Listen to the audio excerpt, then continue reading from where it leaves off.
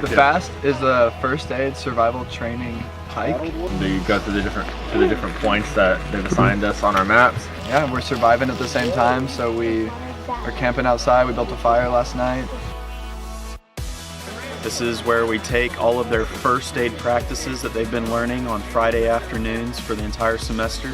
They're going to face several stations. Along the way, they're going to be faced with a real-life role-play scenario. So they're going to come upon someone with a broken leg, and they're going to have to use their basic first aid skills to know how to respond to the situation that they're faced with. What really develops trust and respect and camaraderie is not when everything's going good and we're happy and we're got a belly full of pizza or donuts. It's after I've been cold.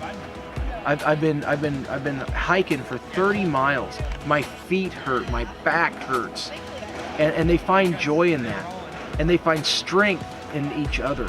It makes me feel bad for people who go on mission trips and for the first time they meet those people they're going overseas with at the airport.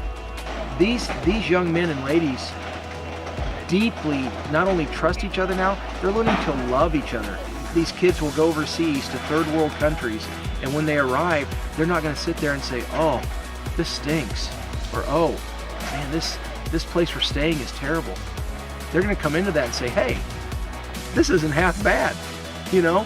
And that's because of the training, that's because of the expectation, but it's really because of how they have developed these teams and these competencies and this humility through the process, so that at the end they look a little bit more like Jesus than when they started. I really like putting to use survival skills, so like learning how to build an actual shelter that you actually have to sleep in, and an effective fire. And it's also just like builds a lot of endurance. Yeah, just like for sure. When we got to our campsite and it was pitch black and we were freezing and tired, like all we wanted to do was just lay down in our sleeping bags and go to sleep, but we knew that we need to take care of each other by like building a fire, and so we had to go gather a ton of wood.